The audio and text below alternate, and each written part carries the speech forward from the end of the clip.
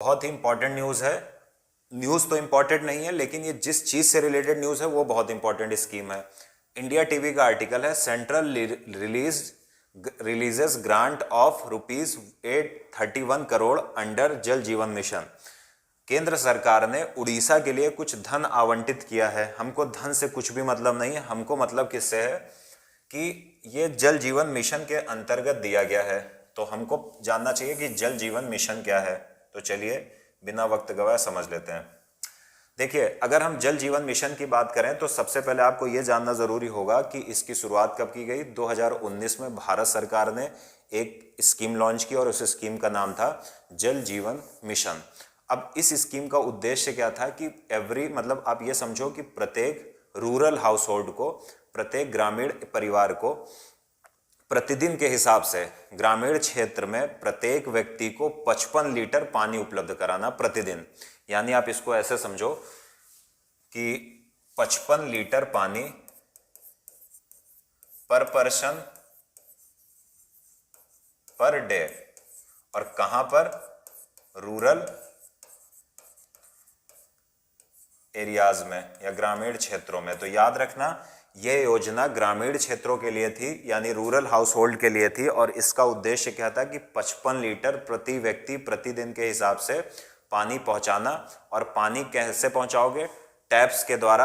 आप टोटीदार नल जानते हो ना, उसी के द्वारा इसमें उद्देश्य था कि ग्रामीण क्षेत्रों में प्रत्येक घर में पानी पहुंचाया जाए। इस बात को याद रखना। अब बात यह आती कि इसका उद्देश्य क्या था। इसके एम में साफ साफ लिखा है हर घर जल मिशन। यहां पर कहीं लिखा होगा, अगर आप इसका उद्देश्य देखोगे तो नहीं दिख रहा है यहां पर। तो इसका उद्देश्य क्या था? इसका उद्देश्य यह था कि हर घर में जल पहुंचाना। कब तक? 2024 तक ग्रामीण जो घर हैं, ग्रामीण भारत के जो घर हैं, प्रत्येक घर में 2024 तक आपको स्वच्छ जल, टैप वाटर पहुंचाना है, नल के माध्यम से जल पहुंचाना है। अब ये किस मिनिस्ट्री की योजना थी? तो पहले आपको एक मंत्रालय है अभी, मिनिस्ट्री ऑफ जल शक्ति, जो पहले बहुत सारे मंत्रालय में डिवाइड था। बाद में भारत सरकार ने उसको एक साथ जोड़ा और उसका नाम कर दिया मिनिस्ट्री ऑफ जल शक्ति। तो याद रखना, ये किस मंत्रालय के अंतर्गत आता है? ये मिनिस्ट्री ऑफ जल शक्ति मंत्रालय के अंतर्गत आता है। दूसरे शब्दों में हम इसको कह सकते हैं कि ये जो स्कीम है या ये जो मिशन है, ये जल शक्ति मंत्रालय का मिशन है। अब इसके हम कुछ फीचर्स की बात कर लेते हैं। फीचर्स की बात अगर हम करें तो हम सबसे पहली बात करेंगे कि इसमें विशेष फोकस दिया गया है कि integrated demand supply water management किया जाएगा। यानी बहुत सारी जो सरकार की योजनाएं चलती हैं उनको एक में पिरोकर और उसके बाद डिमांड और सप्लाई के आधार पर वाटर का मैनेजमेंट किया जाएगा। दूसरे शब्दों में ऐसे समझो कि बहुत सारे मंत्रालय की बहुत सारी योजनाएं चलती हैं वाटर से रिलेटेड, या केंद्र सरकार की, राज्य सरकार की। तो कहा जा रहा है उन सब योजनाओं को एक अम्ब्रेला स्कीम के अंतर्गत लाया जाएगा। उस अम्ब्रेला स्कीम का नाम है जल जीवन मिशन। और वहां पर इसका डिमांड और सप्लाई के आधार पर मैनेजमेंट किया जाएगा। मतलब जितना ग्रामीण क्षेत्र के जो लोग हैं उनको डिमांड होगी उतनी सप्लाई की जाएगी।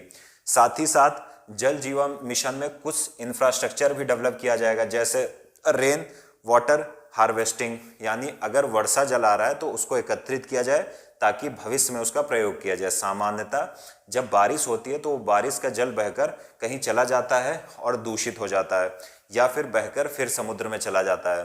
तो इसमें बेसिकली क्या किया गया था कि इसका मुख्य उद्देश्य यही था कि जो भी बारिश हो रही है तो आप देखोगे तो बारिश में क्या होगा कि रेन वाटर हार्वेस्टिंग। दूसरी बात क्या की गई थी? Ground water recharge. यानी जो वर्षा से जल आ रहा है उसको हम ऐसी व्यवस्था करें कि हमारी जो ग्राउंड वाटर है वो रिचार्ज हो। यानी भूमिगत जो हमारे जल स्रोत हैं, जो जमीन के अंतर्गत हमारा पानी है, वो फिर से जो लगातार जिसका लेवल गिरता हुआ जा रहा है वो वर्षा जल के द्वारा रिचार्ज होता रहे। इस बात को याद रखना। तीसरा, इसकी सबसे बड़ी विशेषता क्या है कि इसमें आप देखोगे कि लोकल कम्युनिटी बेस्ड मॉडल है। यानी कहा गया है कि इसमें जो भी वाटर का मैनेजमेंट होगा उसमें कम्युनिटी को, स्थानीय समुदाय को भी इन्वॉल्व करके उसको मैनेज किया जाएगा। अब बात करते हैं कि इसको ग्रामीण स्तर पर इंप्लीमेंट कैसे किया जाएगा। देखिए, इस मिशन को, जल जीवन मिशन को बेसिकली एक समिति के द्वारा इंप्लीमेंट किया जाएगा। ग्राम लेवल पर, गांव के स्तर पर एक पानी समिति होगी, फिर बोल रहा हूँ कि गांव के स्तर पर एक पानी समिति होगी। उस पानी समिति का काम क्या होगा? उस पानी समिति का काम होगा कि वाटर से रिलेटेड प्लान बनाया जाए, उनको इम्प्लीमेंट किया जाए, फिर इम्प्लीमेंटेशन में जो भी समस्याएं हैं उनको मैनेज किया जाए। अब अगर हम पानी समिति की बात करें तो इसमें 10 से 15 सदस्य होंगे और ये साफ साफ इस योजना में दिया गया है कि कम से कम 50% वुमेन होनी चाहिए। यानी पानी समिति जो 10 से 15 सदस्यों से मिलकर बनेगी उसमें 50% वुमेन होनी चाहिए। फिर कुछ मेंबर सेल्फ हेल्प ग्रुप से होने चाहिए, आशा वर्कर होनी चाहिए, आंगनबाड़ी वर्कर हैं वो सब होना चाहिए ताकि बेहतर ढंग से क्रियान्वयन किया जा सके। अब भारत में यानी जल जीवन मिशन के अंतर्गत जो पानी समिति है इसके द्वारा जो भी वाटर कंजर्वेशन से रिलेटेड, वाटर सप्लाई से रिलेटेड जो भी प्लान बनाया जाएगा उसको इम्प्लीमेंट करने से पहले ज़रूरी है कि ग्राम सभा की अनुमति मिल जाए। यानी जल जीवन मिशन के अंतर्गत आप देखोगे कि क्षेत्रीय स्तर पर शक्तियां बांटी गई हैं, उसी क्षेत्रीय स्तर पर पानी समिति बनाई गई है जो वाटर को कंजर्व करने के लिए, वाटर की डिमांड सप्लाई के आधार पर मैनेजमेंट करने के लिए प्लान्स बनाएगी। लेकिन उन प्लान को लागू करने के लिए ग्राम सभा की परमिशन बहुत ज़रूरी है। बिना ग्राम सभा की परमिशन के पानी समिति द्वारा जो भी प्लान बनाए गए हैं उनको इम्प्लीमेंट नहीं किया जाएगा। तो उम्मीद है आप लोग इस चीज़ को समझ पाए होंगे। लास्ट बात आती है फंडिंग।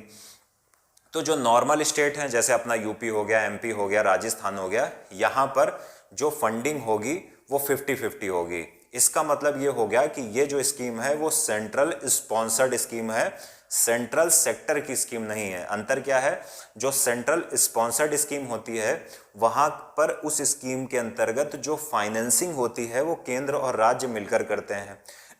लेकिन दूसरी तरफ जो सेंट्रल सेक्टर की स्कीम होती है वहाँ पर 100% फाइनेंसिंग केंद्र सरकार के द्वारा की जाती है। तो यहाँ पर जो फाइनेंसिंग मोड है वो 50-50 है, 50% राज्य सरकार, 50% केंद्र सरकार। लेकिन वो नॉर्मल स्टेट के लिए, जैसे यूपी हो गया, एमपी हो गया, राजस्थान हो गया, महाराष्ट्र हो गया। लेकिन जो हिमालयी स्टेट हैं, जो नॉर्थ ईस्टर्न स्टेट हैं, वहाँ पर जो फंडिंग का मेथड है वो 90 और 10 है। 90% केंद्र सरकार के द्वारा दिया जाएगा और 10% उस नॉर्थ ईस्टर्न स्टेट के द्वारा दिया जाएगा।